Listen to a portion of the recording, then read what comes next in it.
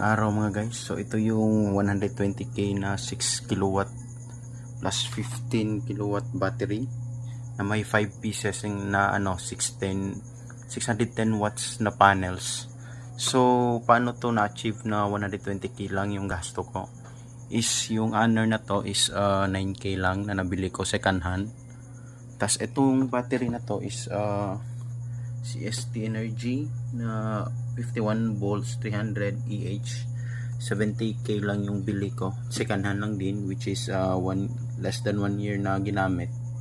Tas yung rated capacity niya is around 290, which is good pa din.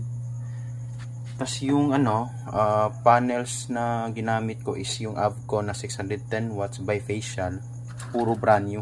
5.5k ko lang yung nabili, kaya suma total is 120k. Tas ito magagamit ko na yung TCL na 1 HP full DC inverter na naka 16 magdamagan. So worth it din yung upgradeitis ko.